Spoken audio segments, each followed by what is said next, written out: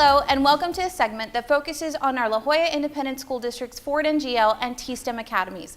I'm Belinda Garcia, and I will be your host today. Here at La Jolla ISD, we have numerous academies that our students can choose from. Today, we will be taking a closer look at each one of them and answer questions that you, our community and parents, may have. Today, we will be focusing on the academies offered at Juarez-Lincoln High School.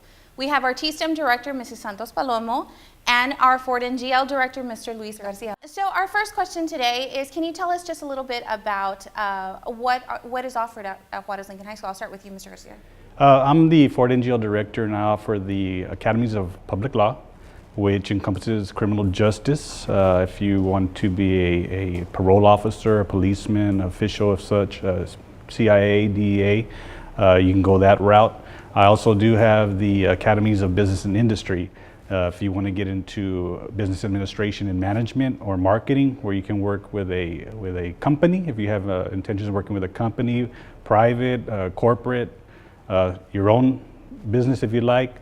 So we offer those academies at my campus at Juarez-Lincoln High School. Okay, and Ms. Palomo, on your side? Well, at Juarez-Lincoln High School, we offer the T-STEM Academy. We have a T-STEM Academy, and we offer the pathway that has to do with engineering and computer science. So we are trying to align our kids with a side-by-side crosswalk coursework where they are able to get classes that are competent, or that they will get dual enrollment credits for both high school and for college. Okay, and that's the big difference for students that attend Juarez-Lincoln High School, the comprehensive high school, and then those that attend your academies. So can you tell us a little bit about what courses, as far as dual enrollment, what can they get as far as college credit, or anything that is different from a comprehensive high school? I'll go ahead and start with you. Well, at our campus, they're able to, with the Law Academy, the Public Service Academy, they're able to get a Criminal Justice Associates with the STC. And so they are able to take their TSI assessments, or they can take their ACT. If they score a certain range or they pass those tests, they're able to enroll or be eligible to enroll for classes for those STC dual enrollment courses. Also, the same thing with the Business Industry Academy as well. They're able to go with the Business Administration in Management as well as the Marketing. Okay, and on the T-STEM side? So we try to focus on students being able to be prepared for college. So one of the main focuses that we've been trying since they are 8th graders is we are trying to get them to know about the TSI, make them aware. We have a TSI administration when they're 8th graders, and then we look at their results, and we try to accommodate to the needs for them so that they can start preparing to master those exams.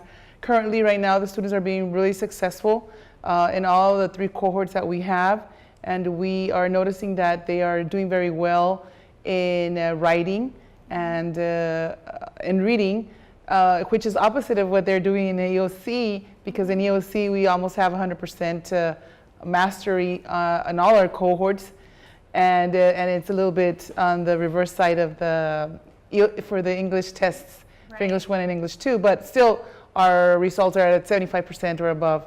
So we're doing really good. We offer the AP courses. Some students are doing excellent. They're taking 3 to 4 AP courses, AP Biology, AP Physics, AP Chemistry. We have the dual enrollment, College Algebra and Pre-Calculus.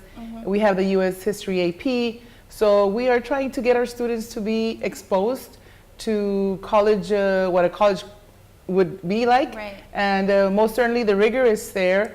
Some of our students have stated it is difficult sometimes, right, but it's nothing that we can handle, especially if they keep at it. Right. And for some students, it might not be good to take as many courses, but they're still willing to take the chance and take 1 at least per semester. So right, we try to work around their needs and accommodate to a system, and so that they can be successful. Right. So. And a lot of our students also, this is a common, misconception out there, is that if they're involved in an academy, they can't be involved in extracurriculars, and that's not the case, correct? No, that is not correct. That's opposite of it, Yeah. but we apply at our school. The advantages of being at our campus as opposed to an outside academy is there's the opportunity to go to pep rallies, and not that the other academies cannot go, but there's more spirit within that they're still a Right. school within a school, and Right. they can go to the homecoming games, they can go to the prom, and be part of other activities after school, Right. and so forth. So I think being part of our academies within the school is a plus. A lot of times they don't want to they want their friends as well. So this is one thing where they can have their friends and also be at the academy at the same time instead of being bused to another academy outside the school. One of those rare occasions when you can have your cake and eat it too, huh? Yes, Yeah. yes. Well, yes. the thing is that if you look at it with a higher perspective, some of these students, because they are involved in these extracurricular activities, they have those opportunities for. They're out there for them within with the school within the school. Right. They tend to stay more focused. There's requirements that they have to pass in order to play, and so I think that it's like an incentive for them to Right. keep excelling. And so basically, they're all-around students. They're in clubs, organizations. They're leading the student council. They're in the robotics club, the Lions Club, Leo Club. I mean, they are students that are like Going above and overall, beyond, yes, yeah. yes. And so, however, they still have the opportunities that the traditional campus has. Right. So it's just opportunities to stay still with. They're still in the traditional setting of the school. However, we are a tight-knit family. Right. And so the kids take care of each other and Right. they speak up for each other, and it's the teachers. Yeah. They know them very well. Yeah, that's awesome. So one of the great things about being in an academy, and we spoke a little bit about this, was that they get hands-on training and hands-on learning. So I know some of your law students are always doing something with law enforcement. So can you tell us a little bit about what they're doing? We currently they're part of the law enforcement Skills USA. Whatever practices and learning they're doing within their law courses, they're putting them into practice at these competitions. And we just recently had a competition in Schlitterbahn at South Padre Island. They did not place, but they did very well according to their instructors, and that was a learning process. They got important feedback from their judges as how to improve for the next competition.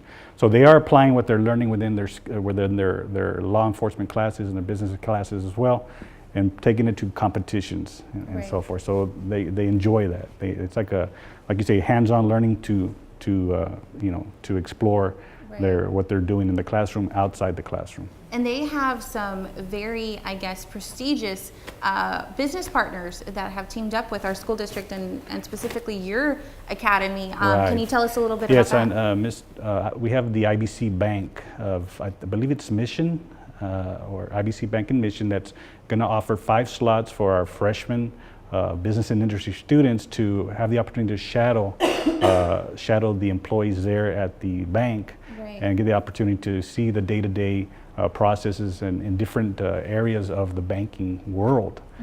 So they're able to see maybe if that's something that they're interested in. Also to give them questions as to how they run the business and so forth. So they get that input from the workers there, and bring it back to the campus. Right, and we've also had FBI and Border Patrol that have also come in to offer their assistance. Right, they do come in. We held a forum at the beginning of the year where the students were able to ask questions. How do they become an FBI agent? How do they become a DEA agent, CIA? What would their schooling be like? Do they need a college degree, associate's degree? So that was a very informative forum for them, as well as for the T-STEM as well. And so those are opportunities that they get to see, do they really want to be in this part of job, what kind of job they want outside of the law enforcement once they graduate. Right. And so a lot of the jobs, and obviously they're going into law enforcement, there's always going to be a need for police officers, for firefighters, but there's also going to be a huge need for our T-STEM, for engineering, for anything in that field. So can you tell us a little bit about how you're preparing our students for that? So currently research says that we do not have enough people that have the skill set when it comes to the skills needed to be in STEM fields. So that's one of the things we're trying to do, get our kids prepared to be world be ready to compete in the world, not just here locally or within the state. So I know that we've networked with Toyota. We've taken our kids to the Toyota company, and they're supposed to come down and visit us because the kids get to see, hands-on how the robots are building the trucks and how they're building a truck every single minute. And so, but they understand also that they're building them, but because the employees are telling the robots what to do. Right. So they're programming them, and they're, delegating to them how to assemble the vehicles. The other thing is that we have partnered with UTRGV. We have some students, our journalism students, they're working with professors from the university, and they've gotten the opportunity of doing research, hands-on research, and I've gotten some feedback from the students where they really enjoy going. They've given up 6 weeks of their summer to go daily and learn from professors and actually do the scientific experiments. Right. And so they do them in school, right? But they're going in deeper, and they're being able to take a project from the beginning to the very end.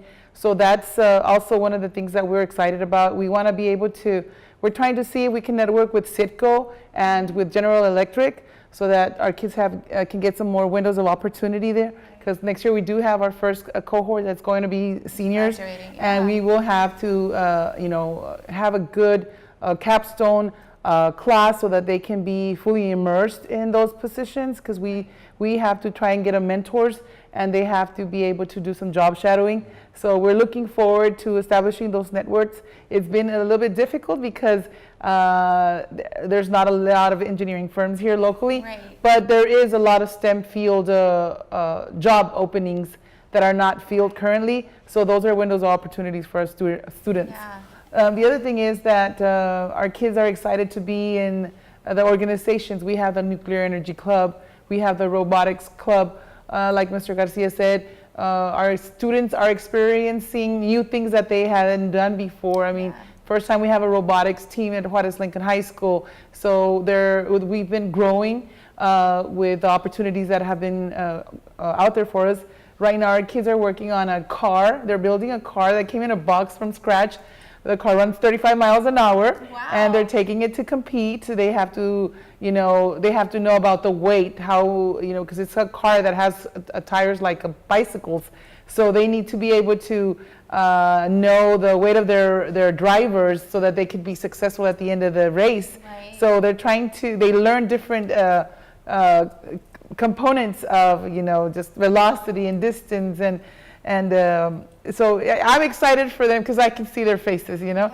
So we're grateful for the district that has, given us the opportunity to purchase those items that our kids need. Right. And hopefully, as we keep going into the next couple of years, there will be so much more growth that our kids will graduate and hopefully come back to our community, and we can build our community and make it a better place. Right, and For that's the common always the good. ultimate goal. Obviously, we want our students to excel wherever they're at.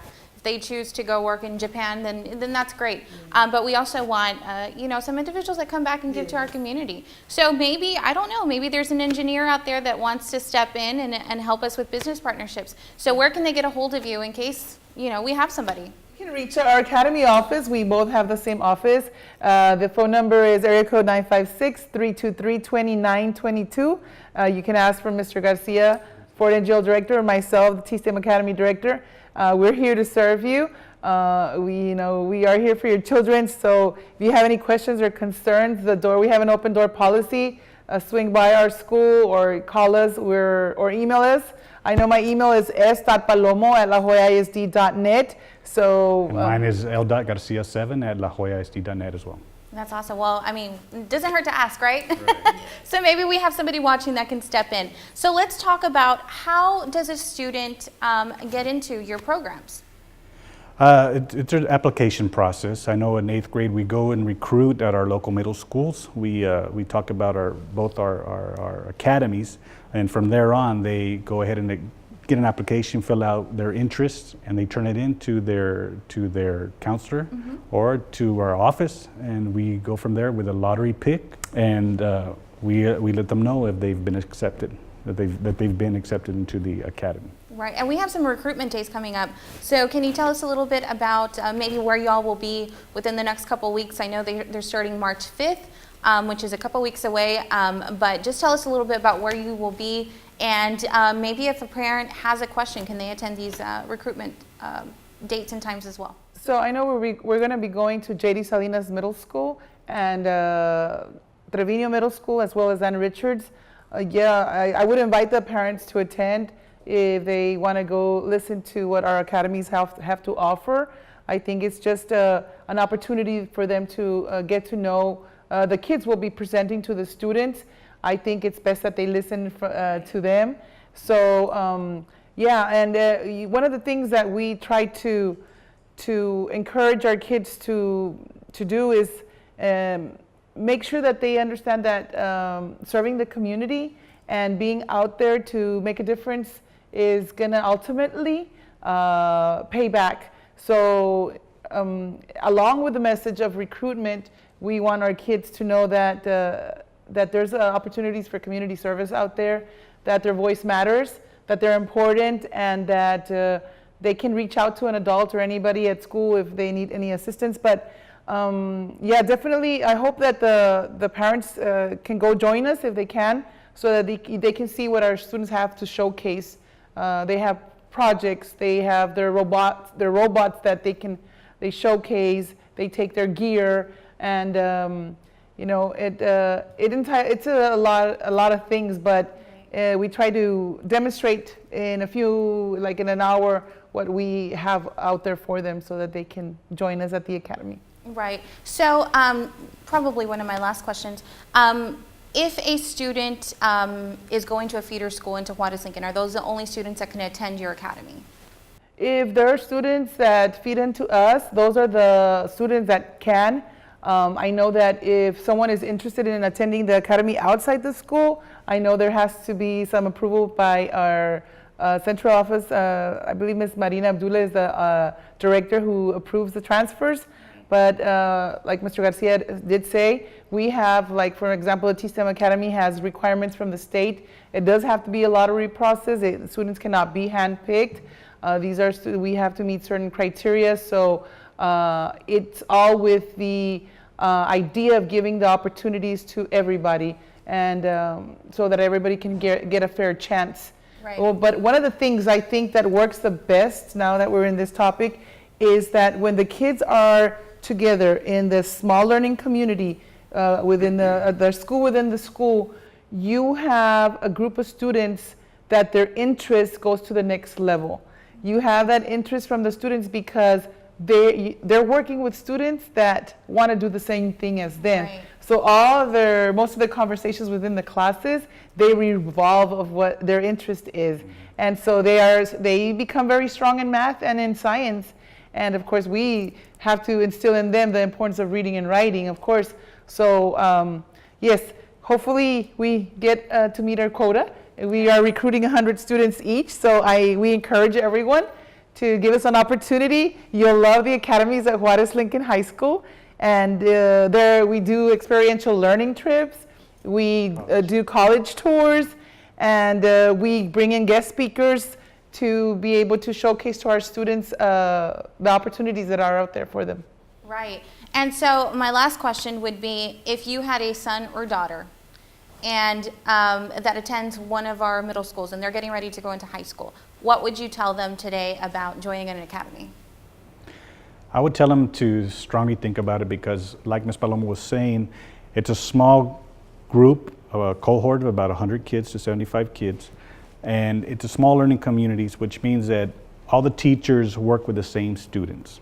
They follow each other through the years with the same students, with the same teachers, the same group of students. And so they get to know each student, their routines, their behaviors, their academic needs, and they're able to communicate that with their colleague. And in our PLCs, we discuss these strategies we can use with them. What did you use in your class, Mr. Mills? What did you use in your class, Mr. Esquivel, in order to raise his academic level?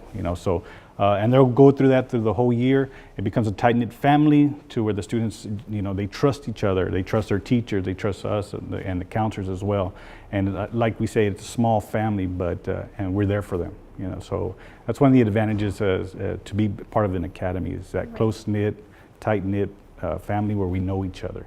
The other thing is that most of the lessons, they revolve around their professions, their career interests.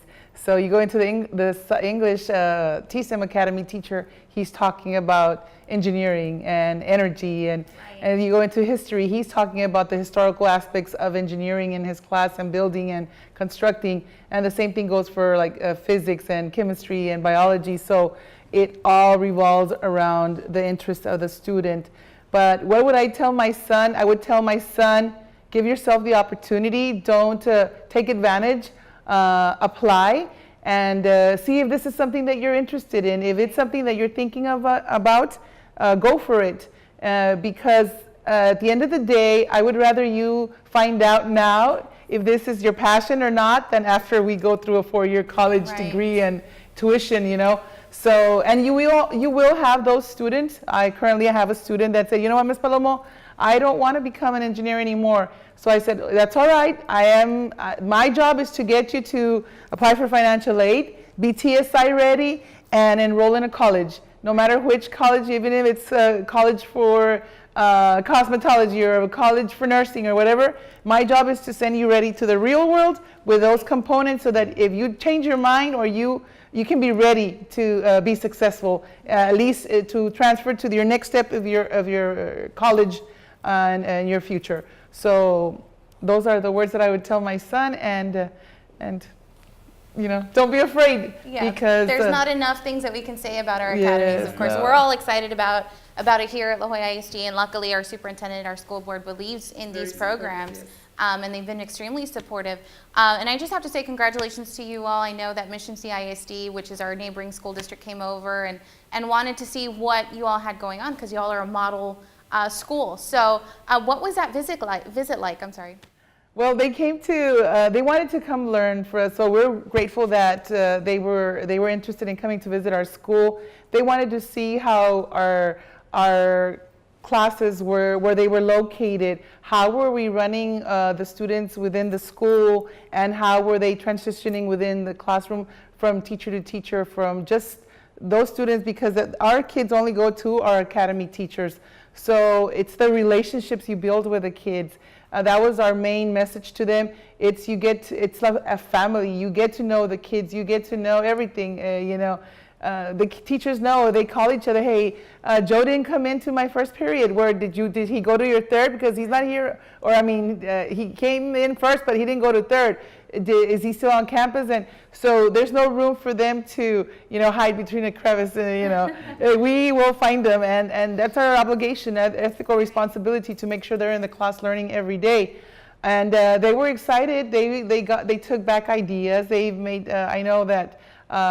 We were just we shared the mission of the academies with them, the vision, how we have our academy creed, and what we instill in the students, to be lifelong learners of English and good writers and be able to communicate effectively. We showed them that how we try to have them research before they ask the teacher for more help.